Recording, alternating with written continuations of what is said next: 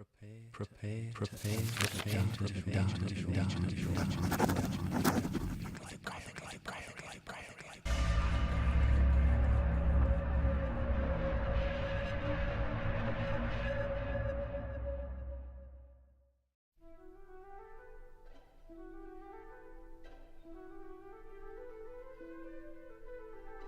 Oh, she let me know as soon as, round the corner of the house, she loomed again into view.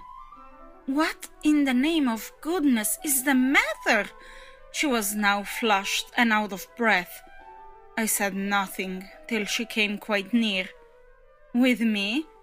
I must have made a wonderful face. Do I show it? You're as white as a sheet. You look awful. I considered. I could meet on this, without scruple, any innocence.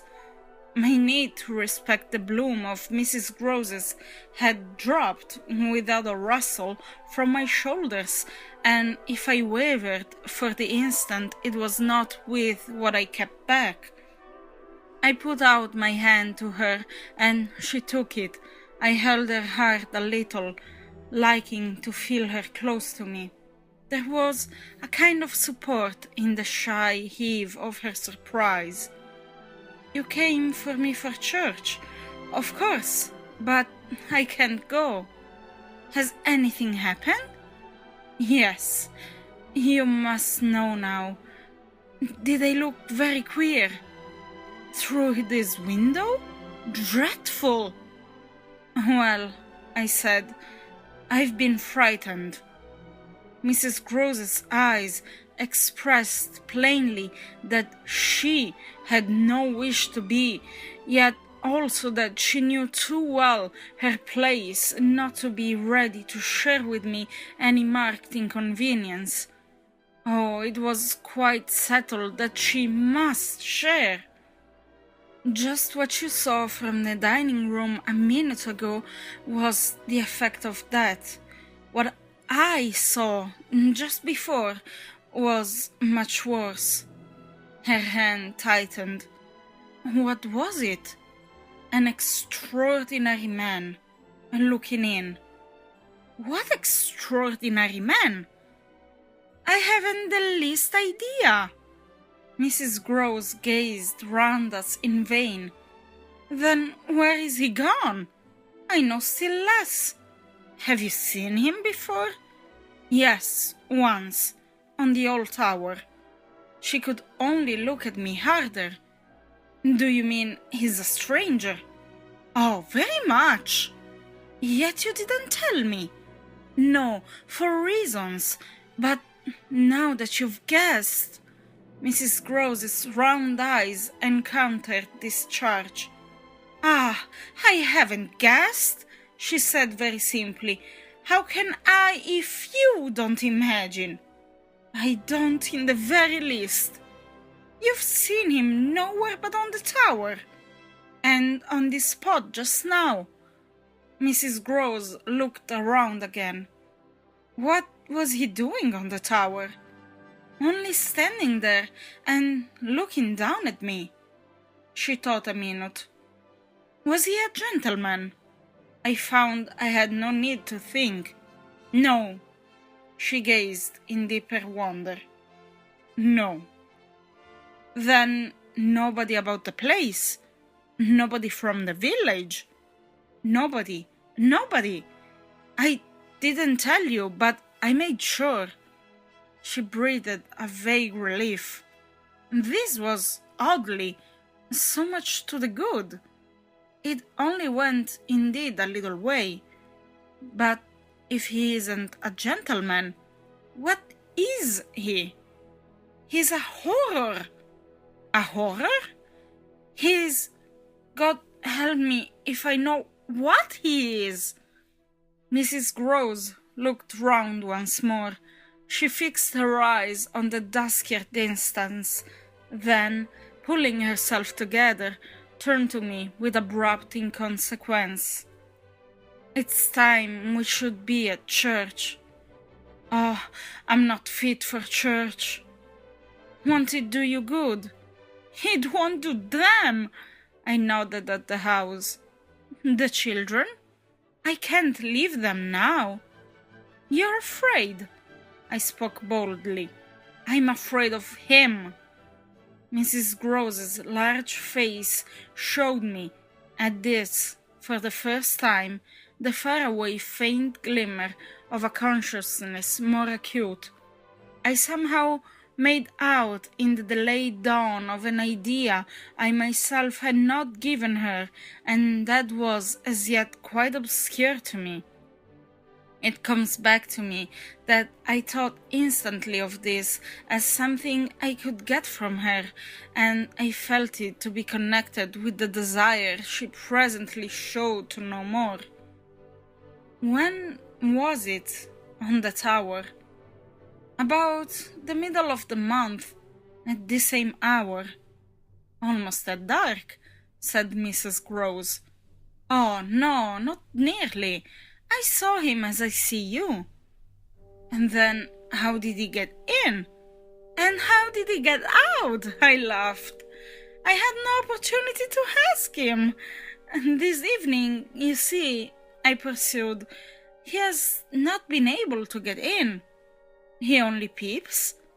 I hope it will be confined to that. She had now let go my hand. She turned away a little. I waited an instant. Then I brought out, Go to church. Goodbye. I must watch. Slowly, she faced me again. Do you fear for them?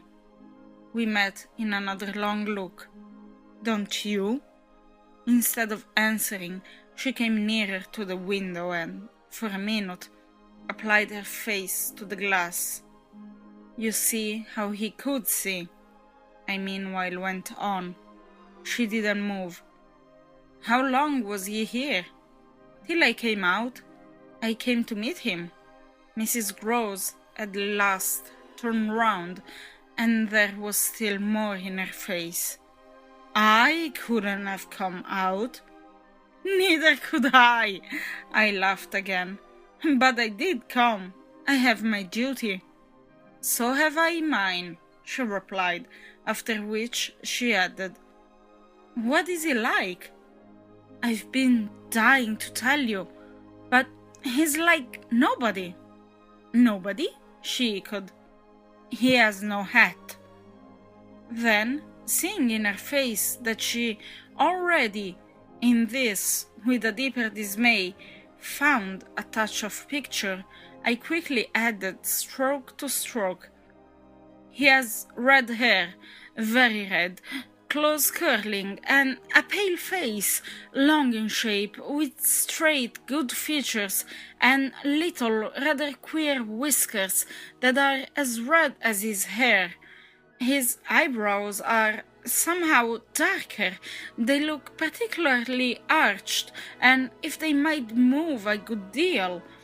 His eyes are sharp, strange, awfully, but I only know clearly that they're rather small and very fixed. His mouth's wide, and his lips are thin, and except for his little whiskers, he's quite clean-shaven. He gives me a sort of sense of looking like an actor. An actor! It was impossible to resemble one less, at least, than Mrs. Grose at that moment.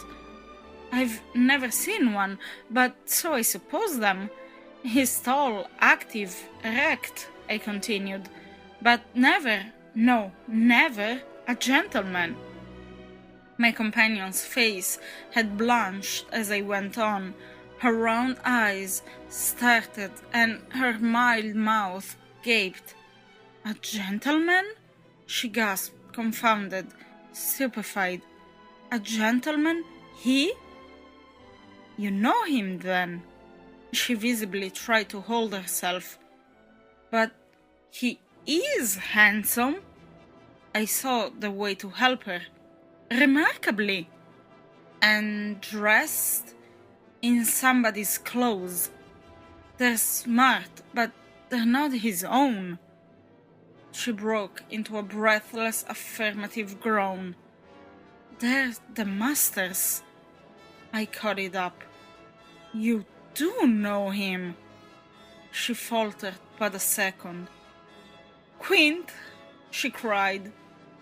Quint? Peter Quint, his own man, his valet when he was here. When the master was? Gaping still, but meeting me, she pieced it all together.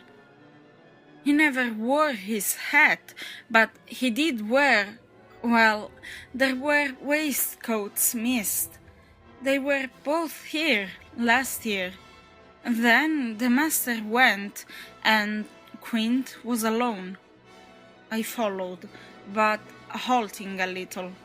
Alone? Alone with us. Then, as from a deeper depth, in charge, she added. And what became of him? She hung fire so long that I was still more mystified. He went too, she brought out at last. Went where? Her expression at this became extraordinary. God knows where. He died. Died? I almost shrieked. She seemed fairly to square herself, plant herself more firmly, to utter the wonder of it. Yes, Mr. Quint is dead.